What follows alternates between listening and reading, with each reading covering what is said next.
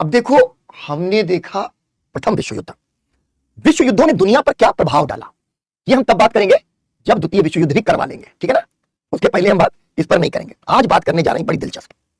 हमने क्या देखा था कि एक जो है आर्थिक विचारधारा वो पनप गई, जिसको हम जानते हैं पूंजीवाद के रूप में, ठीक है। पूंजीवाद, पूंजी यानी पूंजी, ठीक है। जर्मनी की कॉलोनीज आपस में बट गई, ठीक है। डेट्स याद रहती हैं, बिल्कुल कहानी की तरह समझ लो बेटा, सब याद रहता है, ठीक है। रोहित, जर्मनी की कॉलोनीज जिनसे उन्होंने छीनी थी उनको वापस चली गई, फ्रांस को मिल गई, ब्रिटेन को मिल गई, बेल्जियम को मिल गई, ठीक है। इस तरीके से उसकी कॉलोनीज को बांट दिया गया। एनसीईआरटीज पढ़ने में टाइम तो लगता ही है, ठीक है, थोड़ा टाइम टेकिंग तो है, जिससे थोड़ी डिटेल्स आ जाए, बाकी समझ तो तुम यहां से ही जा रहे हो सब कुछ, है ना। ओके, अब आते हैं क्लास पर। No comments day. एक विचारधारा पूंजीवाद बन गई, है ना। और पूंजीवाद की ये जो विचारधारा थी, इसका एक विकास का मॉडल था। विकास का मॉडल क्या होता है कि भाई आपको क्या करना है, आपको करना होगा अपने यहां औद्योगिक क्रांति। औद्योगिक क्रांति का मतलब था कि आपको लाना होगा पूंजी निवेश। पूंजी निवेश के लिए आपको चाहिए होगा पूंजीपति, और पूंजीपति तब आएगा जब आएगा बच्चे मुनाफा, है ना।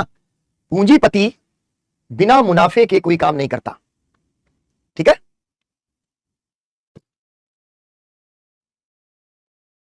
सूरज क्या कह रहे हो बेटा? बुखारेस्ट की संधि पर सवाल आ गया, ठीक है, अभी बताएंगे, चलो रुको, बुखारेस्ट की संधि के बारे में अभी बताते हैं। अब देखो, पहले इसको देख लो, फिर बुखारेस्ट की संधि पर आएंगे। जब शुरू कर दिया बीच में नहीं छोड़ना। औद्योगिक क्रांति, औद्योगिक क्रांति और फिर पूंजी निवेश, यानी औद्योगिक क्रांति चाहिए तो पूंजी निवेश करना होगा, पूंजी निवेश करना होगा तो पूंजीपति आएगा, पूंजीपति आएगा तभी जब वहां पर मुनाफा होगा, ठीक है। 29 में बहुत टाइम है बेटा, 29 में बहुत टाइम है। अब मैं कमेंट अभी थोड़ी देर नहीं देख रहा हूं, बुखारेस्ट की संधि करेंगे, अभी पहले थोड़ा सा इसको देखो, ये नया टॉपिक है आज से, टॉपिक अभी बताएंगे, पहले समझ लो। अब मुनाफे का जरा गणित देखो क्या है। मुनाफा क्या होता है, ठीक, ये है, मान लो मुनाफे का एक टेबल। उत्पादन लागत, उत्पादन की लागत यानी किसी भी चीज को बनाने में कितना रुपया लगा। मान लो मैं सरल ढंग से बता रहा हूं, 10 रुपया किसी चीज के उत्पादन में लगता है। दूसरी चीज जो होती है वो होती है बाजार मूल्य। बाजार मूल्य, मान लो कि उसी चीज का बाजार मूल्य है 100 रुपया, ठीक है, 100 रुपया। तो भाई अगर ये बाजार मूल्य है इसका 100 रुपया, तो इसका सीधा सा अर्थ है कि 90 रुपया, 90 रुपया मुनाफा है। समझ में आ गया ना, 90 रुपया इसका मुनाफा हो गया। अब हमें देखना है कि ये तो उत्पादन की लागत है, ये है बाजार। उत्पादन की लागत में कच्चा माल है, फैक्ट्री का सिस्टम है, मशीनरी है, मेंटेनेंस है, लेकिन सबसे महत्वपूर्ण चीज है, फैक्ट्री को चलाता कौन है? श्रमिक। बाकी सब तो मशीन है, लेकिन दो ऐसे लोग जो हैं, ठीक है, दो ऐसे लोग जो कि इस पूरे के पूरे चक्र को चलाते हैं। परंतु प्रॉब्लम क्या है? प्रॉब्लम यह है कि ये 90 रुपया मुनाफा जाता है पूंजीपति के पास, ठीक है, पूंजीपति की जेब में। ये हमने औद्योगिक क्रांति के समय तुमको बताया होगा, पूंजीपति की जेब में, श्रमिक के नहीं। अब हुआ क्या कि जब ये मुनाफा पूंजीपति की जेब में जा रहा है, श्रमिक की नहीं जा रहा, तो यहां पर शोषण किसका हो रहा है?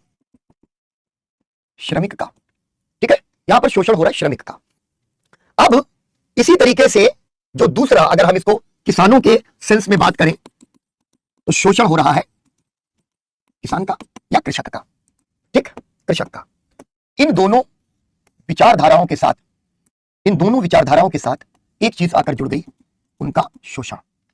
अब यहां से एक नई विचारधारा निकल के सामने आ रही है, जो कह रही है कि पूंजीवादी समाज, पूंजीवादी अर्थव्यवस्था शोषण पर टिकी हुई है, हमें बनानी है एक शोषण मुक्त व्यवस्था, एक शोषण मुक्त व्यवस्था का निर्माण करना है। और जब इस शोषण मुक्त व्यवस्था की बात आती है, तो यहां से पूंजीवाद के विरोध में एक नई विचारधारा पूरी दुनिया में तेजी से फैलने लगती है, और उस विचारधारा को कहते हैं समाजवाद, ठीक है। यहां आ जाता है समाजवाद। तो अब आने वाले समय में हमने देखा कि पूंजीवाद तो स्थापित हो गया पूंजीवाद, लेकिन उसके सामने आ गया समाजवाद। ये दो ऐसी विचारधाराएं बन गई कि आने वाले समय में इन दोनों के बीच टकराहट होती रहेगी। ठीक है, पूंजीवाद वर्सेस समाजवाद। पूंजीवाद इंग्लैंड में आया, बेल्जियम में आया, फ्रांस में आया, जर्मनी में आया, इटली में आया, ठीक है, अमेरिका में आया, और आया तो ये रूस में भी, सब जगह आया। लेकिन हुआ क्या कि यूरोप के कई देशों में पूंजीवाद के खिलाफ एक माहौल बनना शुरू हो गया और यूरोप में समाजवाद का उभार आने लगा। ठीक है, यूरोप में या यूरोपीय देशों में समाजवाद का उभार हुआ। बहुत सारे देशों में समाजवाद का उभार हो रहा था, कई बार क्रांतियों के प्रयास हो रहे थे, लेकिन भैया क्रांति हुई जाकर रूस में, जिसको कहते हैं रूसी क्रांति, अक्टूबर क्रांति 1917। और यहां पर जब हो जाती है रूसी क्रांति तो दुनिया में यूरोप के देशों के अंदर, पूंजीवादी देशों में यह डर फैल जाता है कि ऐसा ना हो कि रूस जैसी क्रांति अन्य देशों में भी हो जाए। ठीक है, तो आपने ये इक्वेशन समझ ली, पूंजीवाद बनाम समाजवाद। इसको जरा पहले ड्रॉ करो तुम। हेडिंग है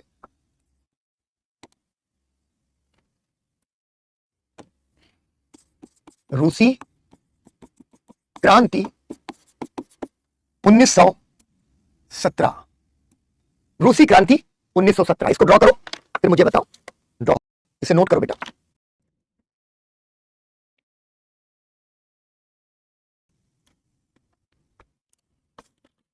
ये वाली भी कर डालो, लिख लो इसके नीचे।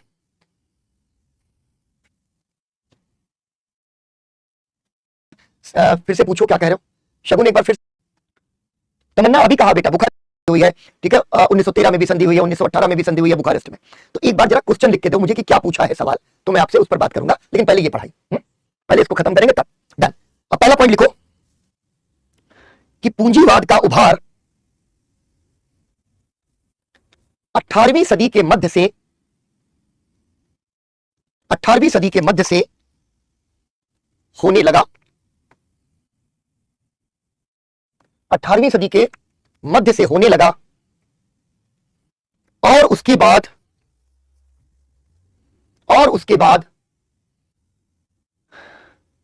अर्थव्यवस्था का वैश्विक मॉडल बन गया।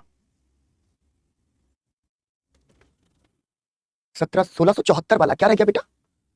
राजलक्ष्मी फिर से बताना, ठीक है, राजलक्ष्मी फिर से बताना। तमन्ना क्वेश्चन पूरा लिखो। नहीं देखो, जो ये पीपीटी का कंपाइलेशन मिलता है बेटा, इसको लिखने की जरूरत नहीं, यहां मैं सब कुछ आपको लिखा देता हूं, ठीक है। जो आपको नोट्स मिलते हैं उनको पढ़ लो और उसमें से कुछ इसके अंदर डालना चाहो तो डाल दो। मैंने जब मॉडर्न इंडिया पढ़ाया था तो आपको कहा था कि नोट्स एक जगह पर लाने हैं ताकि एक ही जगह से आपको रिवाइज करना पड़े, ठीक है। लिखो, बाद में यह अर्थव्यवस्था का वैश्विक मॉडल बन गया। अर्थव्यवस्था का वैश्विक मॉडल बन गया। हाँ लिख दो आशीष, तमन्ना तुम भी लिखो, आशीष तुम भी लिखो। वैश्विक मॉडल बन गया। यूरोप के देशों ने अपना तीव्र औद्योगिकरण किया। यूरोप के देशों ने अपना तीव्र औद्योगिकरण किया और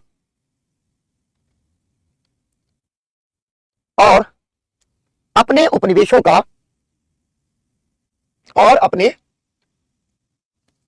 का शोषण किया।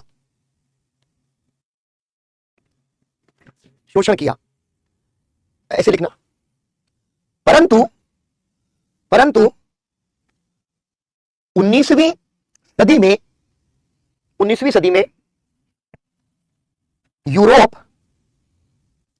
में यूरोप के भीतर पूंजीवाद की बौद्धिक आलोचना शुरू हुई।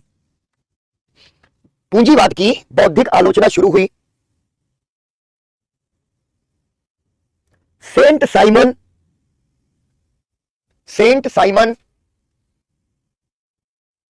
व रॉबर्ट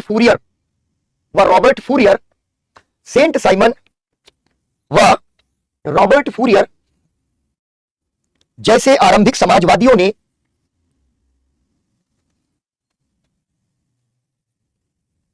ठीक है, आरंभिक समाजवादियों ने शोषण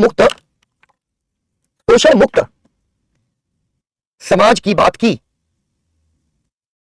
शोषण मुक्त समाज की बात की। कार्ल मार्क्स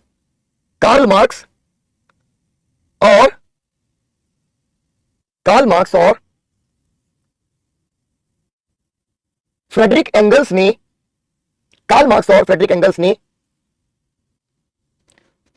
समाजवाद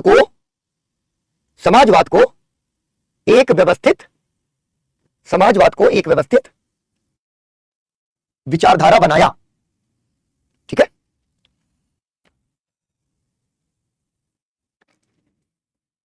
अच्छा ये वाला है ना, डाउट रह गया था। फ्रांसीसियो ने दूसरी फैक्ट्री 74 में चंद्रनगर में स्थापित की है ना, तो अभी इसमें करेंगे बेटा बात। 74 में हाँ चंद्रनगर में स्थापित की, 73 में शायद पौंडीचेरी भी स्थापित की है ना, 73 में पौंडीचेरी भी स्थापित की। देख लो राजलक्ष्मी, एक बार बेटा इसको क्रॉस चेक कर लेना, ठीक है ना। इसका कोई मैं हमेशा कहता हूं तुम लोगों को कि कॉन्सेप्ट एनालिसिस इन सब चीजों पर फोकस रहता है, फैक्ट्स जो है कभी कभी उनको क्रॉस चेक कर लेना चाहिए, ठीक है।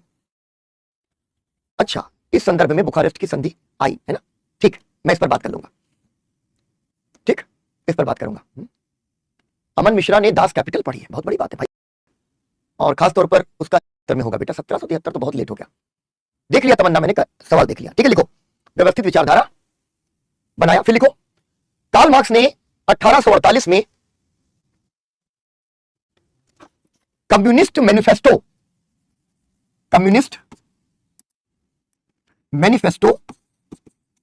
या कम्युनिस्ट घोषणा पत्र, इसको लेकिन मैनिफेस्टो ही लिखो तो, लिखा, और फिर उनकी कृति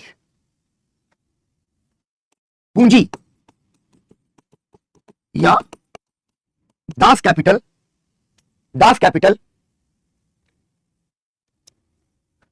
ने दुनिया को बहुत प्रभावित किया।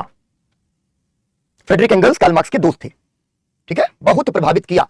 क्योंकि वर्ल्ड हिस्ट्री में बेटा एक चीज का ध्यान रखना है कि जो कॉन्सेप्ट्स हैं जैसे पूंजीवाद, समाजवाद, इन सब पर भी जो है ना, उसमें सिलेबस जिन चीजों पर थोड़ा सा डायरेक्टली हमको कहता है कि वो पढ़ना है, उसमें पूंजीवाद है, समाजवाद है, ठीक है। चलो हाँ ठीक है, प्रभावित किया। देखो अब देखो क्या है चक्कर, कि यहां पर एक चीज समझनी है हम लोगों को, ठीक है। क्या समझनी है कि मार्क्स ने जिस तरीके से समाजवाद को व्याख्यायित किया, इसको समझना मददगार रहेगा विश्व इतिहास को समझने के लिए। मार्क्स क्या कह रहे हैं? मार्क्स कह रहे हैं कि एक चीज होती है ऐतिहासिक ठीक है, भौतिकवाद, हिस्टोरिकल मटेरियलिज्म। अब इसको समझ लो, चीज सुनने में कठिन लगती है, समझ लो तो आसान हो जाती है। इनका यह कहना है कि अलग अलग काल में, ठीक है, ऐतिहासिक जो प्रक्रिया है, विकास की प्रक्रिया है, वो दो चीजों से तय होती है। एक चीज वो कहते हैं, एक चीज कहलाती है वर्ग संबंध, और दूसरी चीज होती है, वर्ग संबंध का मतलब क्लास रिलेशंस, और दूसरी चीज क्या होती है? उत्पादन पद्धति, ठीक है।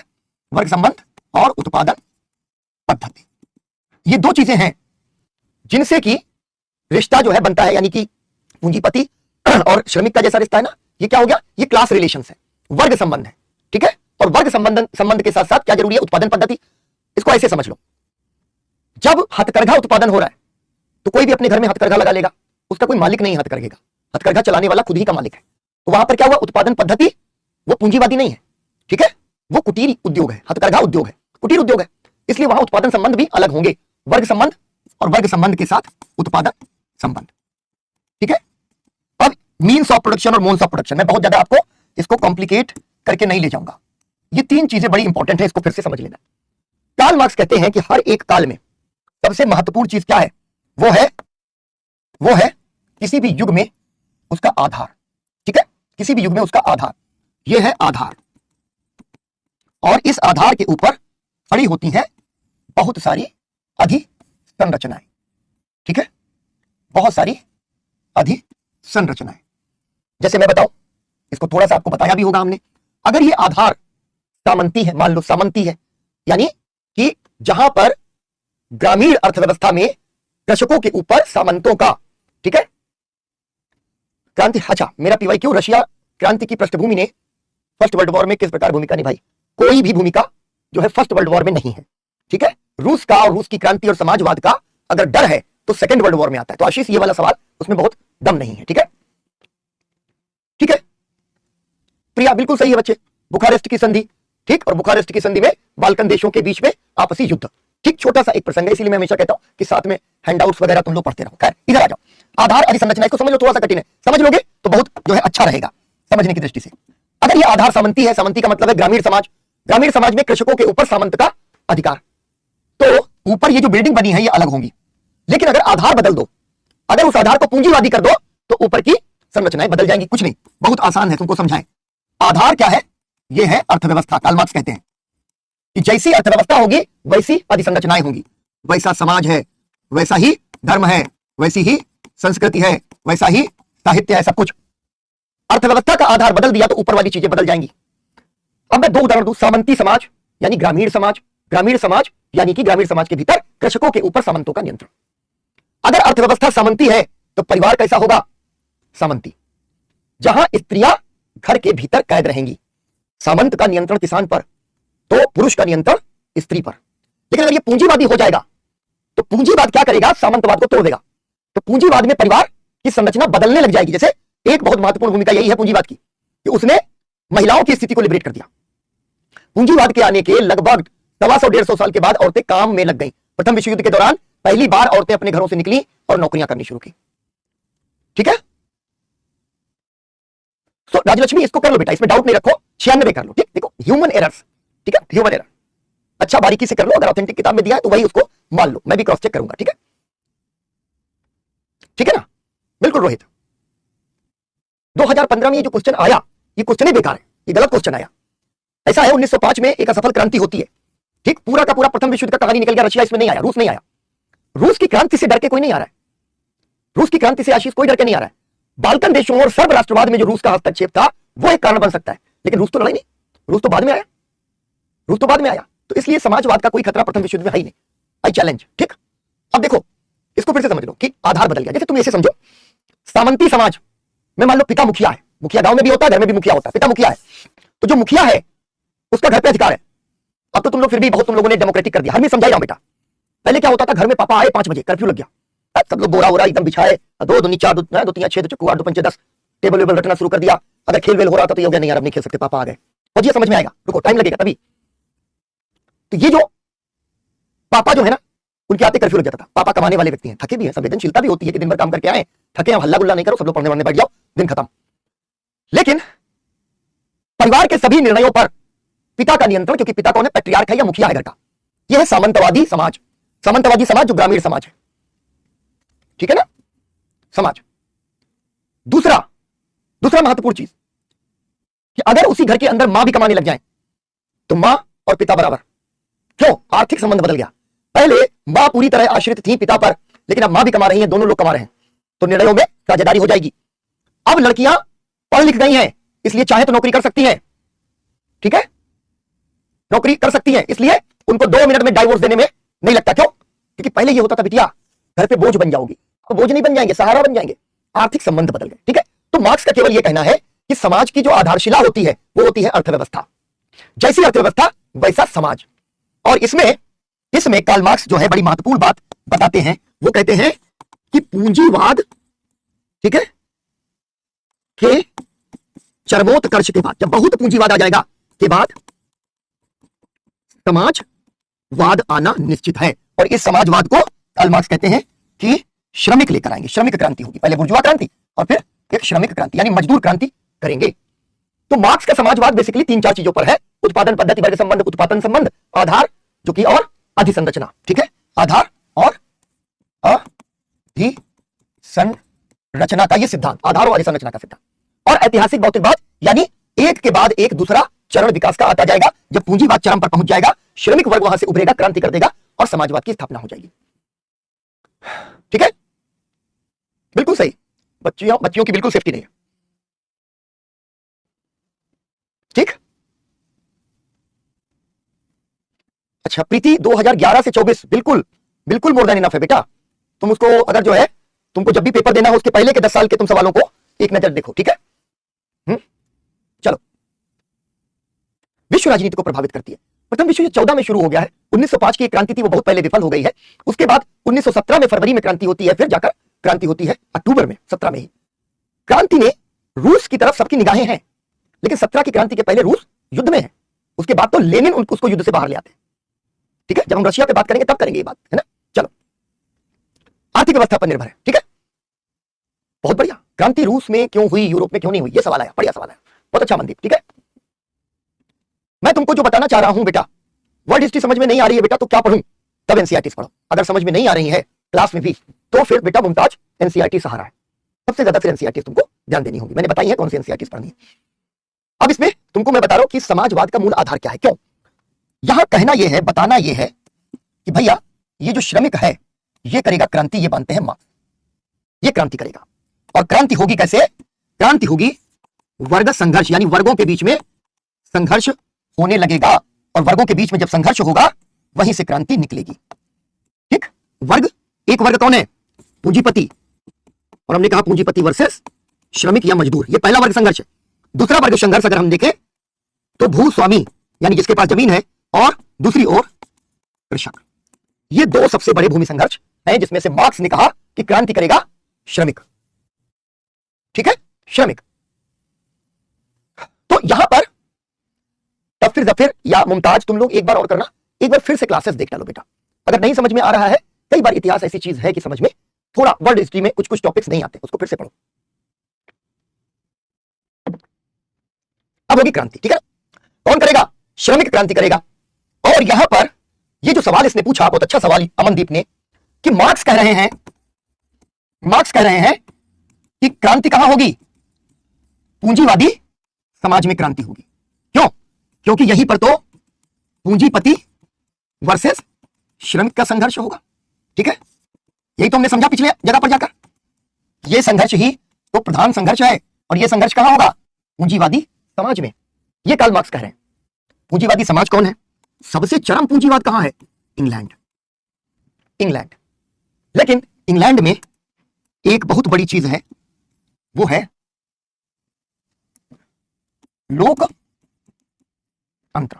लोकतंत्र। वहां के श्रमिकों की समस्याओं को संसद में उठाने के लिए लेबर पार्टी है, बाकायदा लेबर पार्टी है। इस लोकतंत्रात्मक व्यवस्था ने वर्ग संघर्ष को क्रांति में तब्दील नहीं होने दिया, ठीक है। एक बड़ी महत्वपूर्ण जो सेंट्रल बात है, ठीक है, बिल्कुल अजाज तुमने पढ़ा है, ठीक है। अच्छा, बिल्कुल मैंने एनसीईआरटी तुम लोगों को बोला है, रंजन चक्रवर्ती मैं बार बार नाम लेता हूं, श्वेता ने अभी याद भी दिलवाया है, ठीक है ना, याद दिलवाया है। साक्षी भी कह रही समझ में नहीं आया, सब रंजन चक्रवर्ती भी एक बार पढ़ लो, ठीक है। एक बार क्लासेस को फिर से देख डालो। इंडियन हिस्ट्री से तो तुम थोड़ा परिचित भी होते हो, वर्ल्ड हिस्ट्री से परिचय तुम्हारा होता नहीं, ठीक। तो यहां पर इंग्लैंड में लोकतंत्र, बहुत सारे कारण हैं कि जिसकी वजह से बाकी जगहों पर क्रांतियां नहीं हुई, रूस में हो गई। जब हम पढ़ेंगे तब हम आपको बताते चलेंगे, ठीक है, तब आपको बताते चलेंगे। लेकिन मार्क्स जो कह रहे थे कि भाई पूंजीवादी समाज में क्रांति होगी, वहां क्रांति नहीं हुई। क्रांति कहां हो गई, क्रांति हो गई जाकर के एक कृषक समाज में, जहां पूंजीवाद आया है, औद्योगिकरण हुआ है, लेकिन बहुत कम औद्योगिकरण है, कुछ एक सेंटर्स बने हैं। वहां की क्रांति दरअसल कृषक समाज से निकल के आई, और वो क्रांति होती है रूस में, ठीक है, रूस में क्रांति। ऐसा भी माना जाता है कि कार्ल मार्क्स के अनुमान के विपरीत जो क्रांति है वो औद्योगिक समाज में घटित न होकर कृषक समाज में आई, ठीक है ना। चल पिछली स्लाइड, यही सबसे कठिन चीज है, तुम लोगों की गलती नहीं बेटा। पूरे एकेडमिक्स में यानी पढ़ाई लिखाई में अगर सबसे कठिन कुछ भी समझना है तो कार्ल मार्क्स को समझना है, ठीक है ना। फ्रांसीसी क्रांति के कारण अलग है और उसके प्रभाव अलग है, रूस की क्रांति के कारण अलग है और उसके प्रभाव अलग है, ठीक है। चलो इसी पे वापस बार बार सब लेकर के आते हैं हमें, फिर से सुनो भाई। दुनिया में पूंजीवाद स्थापित हो गया है, हम लोगों ने इसको पहले ही देख लिया। औद्योगिक क्रांति हो रही है इंग्लैंड में और धीरे धीरे बाकी जगहों पर भी। औद्योगिक क्रांति के लिए क्या चाहिए, पूंजी, पूंजी का निवेश। पूंजी का निवेश कौन करेगा, पूंजीपति। और पूंजीपति निवेश कब करेगा, जब उसको मुनाफा होगा, ठीक, ये बात आ गई। दूसरी चीज हमने कही कि भैया फैक्ट्री में जो उत्पादन हो रहा है पूंजीवाद में, मान लो उसकी लागत 10 रुपया है और बाजार का मूल्य यानी बाजार में वो बिक रहा 100 रुपया, तो कितने रुपया मुनाफा हुआ, 90 रुपया। मुनाफा किसकी जेब में जाएगा, पूंजीपति की। यहां पर एक विचार बनता है कि श्रमिकों का शोषण हो रहा है, उसी तरीके से जो भूस्वामी है, ठीक है, उसी समय का जो है भूस्वामी वो किसान का शोषण कर रहा है। ठीक है, क्या लिया है बेटा? ऑप्शनल बीपीएसआईआर है, बहुत अच्छी किताब है रंजन चक्रवर्ती। तो ये समझ गया कि शोषण किसका हो रहा है? कृषक का, और शोषण हो रहा है श्रमिक का। तो भाई शोषण समाज में नहीं होना चाहिए, इसके लिए एक नई विचारधारा निकलती है समाजवाद की, जो कहती है कि शोषण मुक्त व्यवस्था होनी चाहिए, यानी शोषण नहीं होना चाहिए। तो एक तरफ था पूंजीवाद, एक तरफ था समाजवाद। पूंजीवाद बहुत सारे यूरोपीय देशों में आया, बाद में तो ये एशिया में भी आ गया, ठीक है, जापान में पहुंच गया और अन्य देशों तक पहुंच गया, यानी यूरोप से निकल के एशिया और अन्य देशों में भी वो मॉडल बन गया। लेकिन यूरोप के अंदर ही यह भी कहा गया कि पूंजीवाद नहीं चाहिए, शोषण बहुत होता है पूंजीवाद में, तो शोषण मुक्त समाज के लिए क्या चाहिए? समाजवाद। समाजवाद का उभार बहुत देशों में हो रहा है, लेकिन क्रांति हो रही है रूस में। जो सवाल रूस की क्रांति के साथ हम लोग डिस्कस करेंगे। 1917 में रूस में हो जाती है समाजवादी क्रांति, तो यह लड़ाई शुरू हो जाती है पूंजीवाद बनाम समाजवाद की लड़ाई। और यही लड़ाई एक तरीके से यह देश वर्सेस रूस, जिसको बाद में सोवियत संघ कहा जाता है, उसके बीच में शुरू हो जाती है। यह ध्यान रखना, आने वाले समय में यही जो है वो लड़ाई है जो दुनिया को परिवर्तित करेगी। ठीक है, भारत की क्रांति समाजवाद से प्रभावित हुई, ठीक है, समाजवाद से प्रभावित हुई, उस पर भी हम लोगों को आगे बात करनी है बेटा, रुक जाओ, क्रम से चले। तो ये लड़ाई आगे क्या बन गई? रूस के खिलाफ सब एक हो गए, सारे के सारे आपस में तो लड़ ही रहे हैं, लेकिन रूस से सबको नफरत भी है, डर भी है। इंग्लैंड को भी नफरत है, फ्रांस को भी नफरत है, और इनके दुश्मन जर्मनी को भी नफरत है, और इसके दुश्मन इटली को भी नफरत है, और अमेरिका को तो नफरत ही है। जब सेकंड वर्ल्ड वॉर हो जाएगा तो अमेरिका रूस ही दुनिया भर में लड़ रहे होंगे, अमेरिका और यूएसएसआर। आज भी तुम देख रहे हो कि यूक्रेन का मसला दरअसल यूक्रेन वर्सेस रूस नहीं है, वो अमेरिका वर्सेस रूस है। ठीक है, तो यहां पर रूस इसलिए लिखा कि औद्योगिक क्रांति होता रूस में भी है, लेकिन वहां पर हो जाती है समाजवादी क्रांति। फिर आगे बढ़े, मैंने कहा कि समाजवाद और समाजवादी क्रांति क्या है। ठीक है, समाजवादी क्रांति क्या है? ठीक है, जिस समय देखो इंग्लैंड, जब हम लोग औद्योगिक क्रांति की बात कर रहे थे तो हमने देखा इंग्लैंड में वणिकवाद का जन्म हो गया। लगभग जिस समय 1760 के आसपास इंग्लैंड में वणिकवाद का जन्म हुआ और वहां से पूंजीवाद का जन्म हो रहा है, लगभग वही समय है जब वहां पर एक गधा बैठा है फ्रांस के अंदर, लुई 16वां, है ना, जो राजतंत्रात्मक है और दमन कर रहा है। इंग्लैंड में संवैधानिक राजतंत्र आ गया है, राजा है लेकिन संसद बहुत ताकतवर है। फ्रांस में क्रांति में तुमने क्या कहानी देखी कि पौने 200 साल से संसद बुलाई ही नहीं गई। ठीक है ना, कौन सी संसद थी वो? ठीक, जो अलग अलग स्टेट्स थे उनको मिलाकर बनी स्टेट जनरल। तो परिस्थितियां ही भिन्न है। 1789 में क्रांति हुई, हमने देखा क्रांति उलझ गई। लगभग वही समय है जब इंग्लैंड में क्रांति का विकास होता है। ठीक है, चलो मैं अभी कमेंट से थोड़ा सा अलग हटता हूं। ठीक, फिर मैंने क्या समझाया था कि मार्क्सवाद समाजवाद क्या है। मार्क्स मानते हैं कि हर एक व्यवस्था का आधार है अर्थव्यवस्था। जैसी अर्थव्यवस्था होगी वैसा ही जो है उसके ऊपर बनी हुई अधिसंरचना होगी। अगर हम आधार को बदल देंगे तो ऊपर की अधिसंरचना बदल जाएगी। यही क्रांति है, एक चरण से दूसरे चरण में। यह क्रांति जो है कैसे होती है? वर्ग संघर्ष से होती है। तो मार्क्स मानते हैं कि जब पूंजीवाद बहुत जो है चरम पर पहुंच जाएगा तो श्रमिक वर्ग बहुत मजबूत हो जाएगा, और यहां पर होगा वर्ग संघर्ष पूंजीपति और श्रमिक के बीच में, और श्रमिक करेगा क्रांति। तो श्रमिक क्रांतिकारी वर्ग है, ये कार्ल मार्क्स समझाते हैं। पूंजीवादी समाज में पूंजीपति और श्रमिक का वर्ग संघर्ष। ठीक है, ये तो मैंने कहा इंग्लैंड में लोकतंत्र है, लेबर पार्टी। तो कृषक समाज, रूस में क्रांति, मैंने कहा कार्ल मार्क्स ने यह कहा, परंतु क्रांति कहां हो गई? वो हो गई रूस के भीतर। ठीक है, अब जरा तुम लोग कुछ पॉइंटर्स लिखना शुरू करो।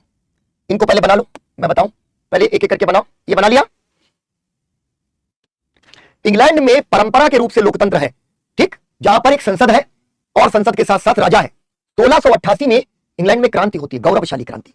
तो राजा की जो है का अधिकार, ठीक, राजा का अधिकार बहुत कम हो गया। ठीक है, हो गया, ये हो गया। सेकंड स्लाइड भी हो गई, बताओ। ठीक है, बना लिया।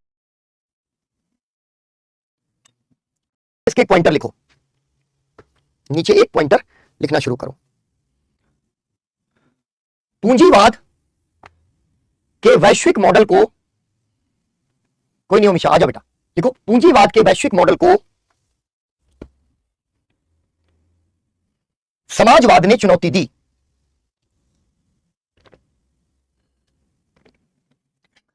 समाजवाद ने चुनौती दी।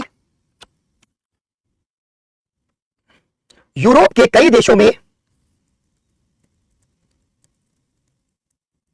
समाजवाद लोकप्रिय हुआ परंतु क्रांति रूस में हुई। परंतु क्रांति रूस में हुई।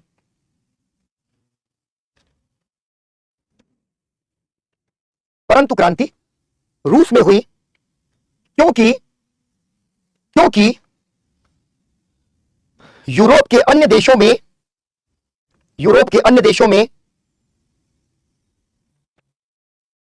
1688 की यूरोप के अन्य देशों में 1688 की गौरवशाली क्रांति, ब्रैकेट में लिखना इंग्लैंड, कॉमा अमेरिकी स्वतंत्रता संग्राम और फ्रांसीसी क्रांति के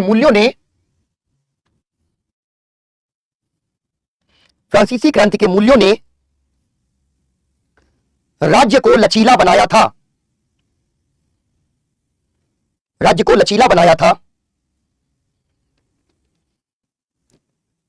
राजा की शक्तियां कम हुई थी और लोकतंत्र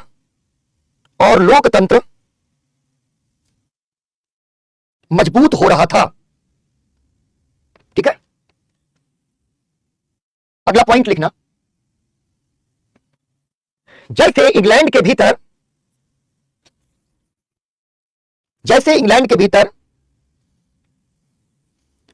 औद्योगिक क्रांति हुई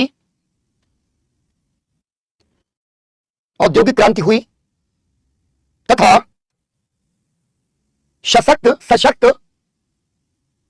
सशक्त श्रमिक वर्ग का उदय हुआ,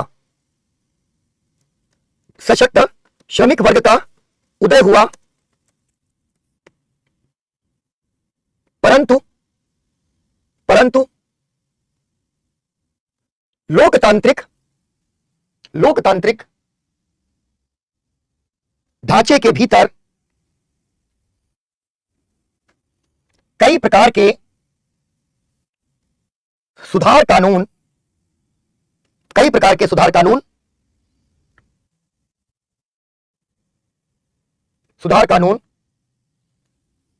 1832 से बनने लगे। यह कानून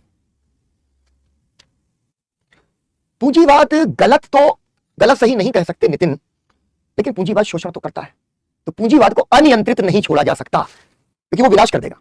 ठीक है ना, जैसे पूंजीवाद को इस बात से मतलब नहीं है कि पर्यावरण का क्या होगा, उसको मुनाफे से मतलब है। पूंजी मतलब मुनाफा, और मुनाफे में आदमी अंधा हो जाता है। ठीक है, उस पर अलग से बात करेंगे। ठीक है, लिखो 1632 के बाद से ही बनने लगे। यह कानून मजदूरों की या श्रमिकों की दशा में सुधार करने के लिए, बिल्कुल मुस्कान, यह सुधार मजदूरों की दशा में सुधार करने के लिए, यह कानून मजदूरों की दशा में सुधार करने के लिए बनाए गए थे। इसी में लिख दो आगे, इंग्लैंड में श्रमिक संघों को भी दबाव समूह के रूप में मान्यता दी गई। 1932 बेटा, बिल्कुल राजलक्ष्मी, सॉरी 1832, हाँ 1832, 16 में तो पूंजीवाद नहीं है बच्चे, औद्योगिक क्रांति भी नहीं। 1832, 33 नहीं, 32 बोला बेटा, 1832, 33 बोल दिया, 2 लिख लो, है ना। 1832 के बाद से बनने लगे, बहुत से कानून बने, लेकिन कहने का मतलब है 1830 के दशक से कानून बनने लगे। अगला लिखो पॉइंट, सन 1900 में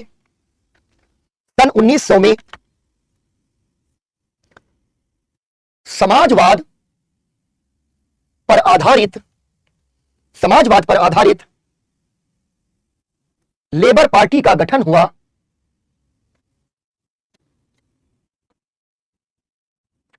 अच्छा प्रिया, अच्छा ठीक है बच्चे, ठीक है बेटा, मैं एक बार बात कर लेता हूं। ठीक प्रिया, मैं एक बार बात करता हूं। मैंने देख लिया तुम्हारा कमेंट।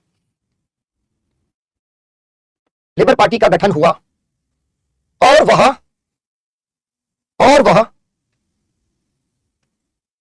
बेहद महत्वपूर्ण भूमिका अदा करने लगी, महत्वपूर्ण भूमिका अदा करने लगी। नेक्स्ट पॉइंट, इसका आखिरी पॉइंट, इंग्लैंड ने श्रमिक वर्गों को लोकतांत्रिक ढांचे में श्रमिक राजलक्ष्मी, श्रमिक संघों नहीं, दबाया तो नहीं गया, इंग्लैंड में श्रमिक संघों को भी दबाव समूह के रूप में मान्यता दी गई। वो टाइपो हो गया तुम्हारा, जब तुम लोग टाइप करते हो तो हो सकता है ऑटो करेक्ट हो जाता हो। इंग्लैंड में श्रमिक साड़ों को भी दबाया गया है ना, इसके बाद नहीं बेटा ऐसा नहीं हुआ, दबाव के बाद से। ठीक, चलो हाँ, आखिरी पॉइंट है इसका, इंग्लैंड में श्रमिक वर्ग को लोकतांत्रिक ढांचे में समाहित किया गया, न कि उनका दमन किया गया, न कि उनका दमन किया गया। जबकि रूस में निरंकुश जारशाही, ठीक है, निरंकुश जारशाही,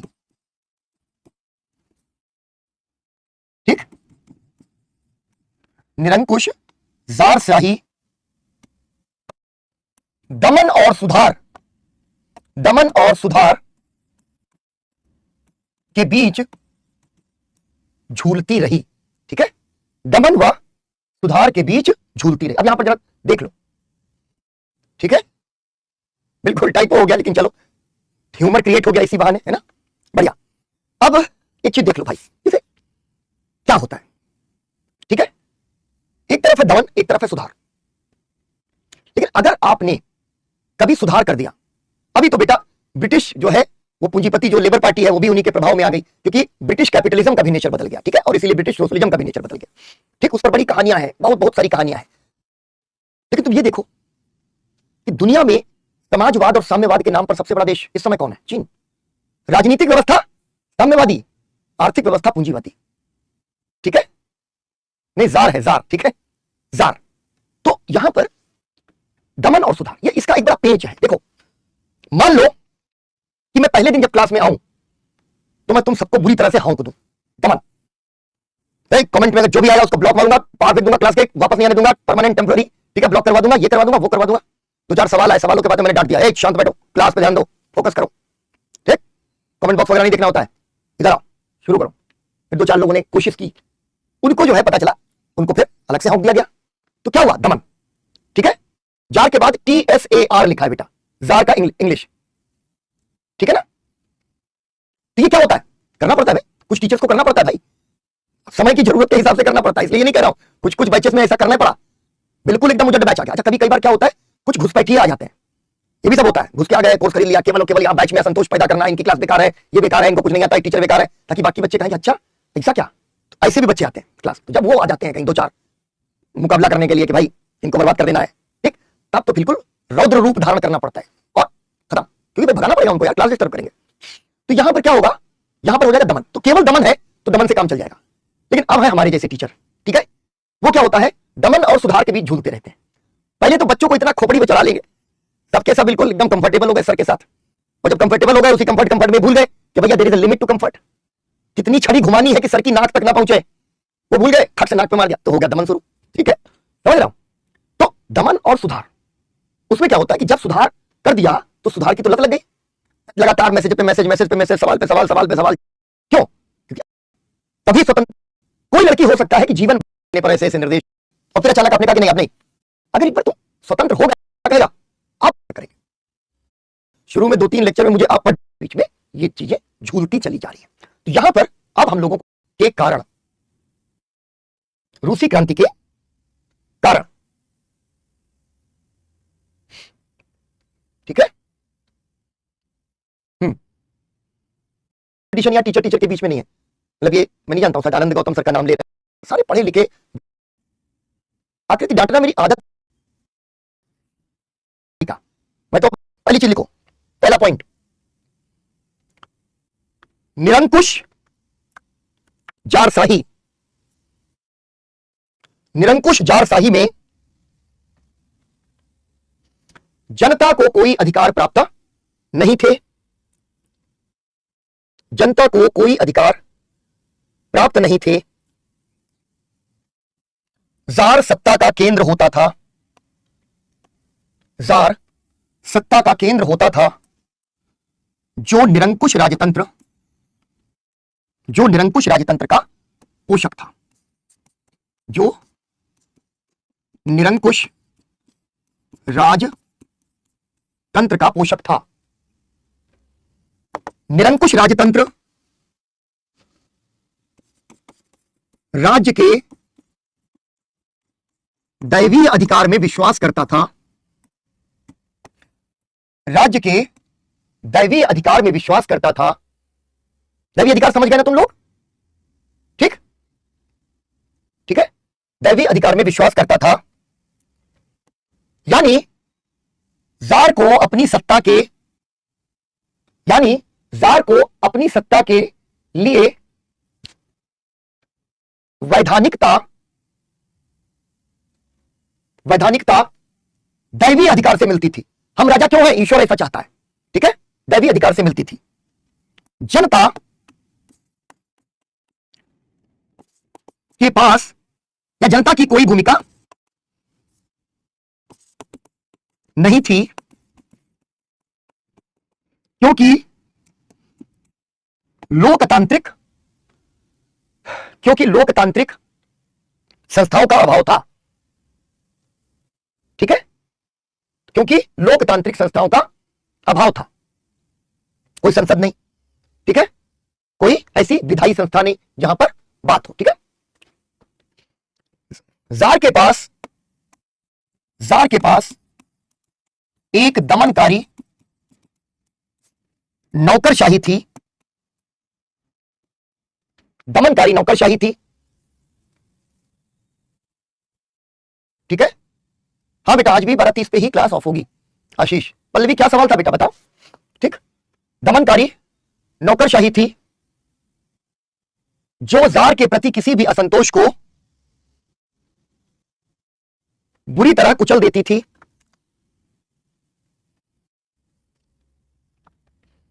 प्रेस पर सेंसरशिप थी, सेंसरशिप यानी प्रेस पर प्रतिबंध, प्रेस पर प्रतिबंध था या सेंसरशिप थी। तथा विरोधी दलों व विचारधाराओं का क्रूर दमन कर दिया जाता था। ठीक है, क्रूर दमन कर दिया जाता था। अब देखो, यहां पर मैंने आपको कहा कि यह है वहां की राजनीतिक संरचना। ठीक है, इसको राजनीतिक संरचना, ठीक है, इसको कहते हैं। अब है सामाजिक संरचना। सामाजिक संरचना में आज अभी नहीं जाए तो वो ज्यादा बेहतर है, क्योंकि मैं पूरा समझाऊंगा और समझाने के बाद आपको उसी के बाद लिखवाऊंगा। ठीक है ना, उसके बाद ही लिखवाऊंगा। पल्लवी, मिश्रित इकोनॉमी हो पर भी रिच और पुअर में डिफरेंस क्यों? मिश्रित इकोनॉमी होने पर भी रिच एंड पुअर में डिफरेंस क्यों? रीजन का क्या है? डिफरेंस का रीजन क्या है? अभी बात करेंगे बेटा पल्लवी, इस पर हम लोग बात करेंगे। ठीक है, कि मिश्रित इकोनॉमी का मतलब ये नहीं है कि रिच नहीं होगा पुअर नहीं होगा। ठीक है, असमानता समाज के भीतर अपरिहार्य है। कुछ लोग पूंजीवादी समाज में अमीर होंगे ही होंगे, और मिश्रित अर्थव्यवस्था में पूंजीवाद शामिल है। जारशाही, जारशाही बेटा, जैसे ये जार है तो जार के अधीन जो पूरा शासन प्रणाली है वो जारशाही कहलाती है। ठीक है ना, शासन प्रणाली, इसको जारशाही कहते हैं। ठीक है, और बताओ, इंग्लैंड वाले कहते थे कि इंडिया के लोग अनुशासनहीन है और ईश्वर ने हमें इन्हें सुधारने के लिए भेजा है। हमें लगा ये विकास कह रहा है कि इंग्लैंड वाले पहले कहते थे कि तू क्या है, अब हम लोग कहते हैं कि तू क्या है ना।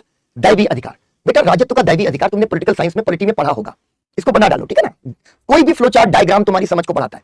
दैवी अधिकार क्या है?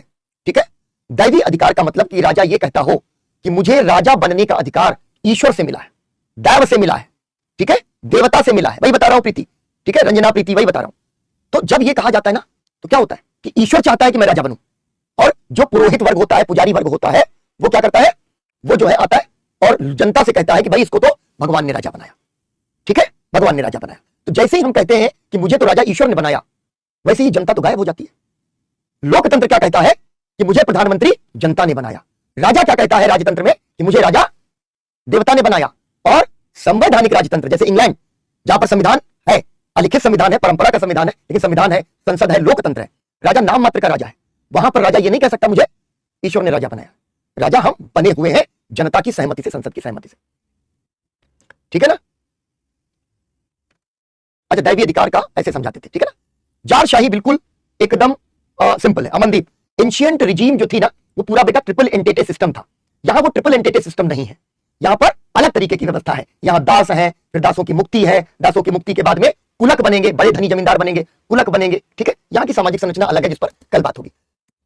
सम्राट को कहते हैं जार, ठीक है, सम्राट को जैसे बादशाह कहते हैं, ठीक है, उसी तरीके से रूस में, रूसी भाषा में उसको जार कहा जाता है। और जार के नेतृत्व में जो शासन प्रणाली चलती है, ठीक है, वो शासन प्रणाली जारशाही कहलाती है। जैसे तुम लोग नौकरशाही या ब्यूरोक्रेसी कहलाते हो, वैसे ही। ठीक है, जार है सम्राट। ठीक, चलो आज हम लोग 12:30 से ज्यादा क्लास को एक्सीड नहीं कर सकते हैं।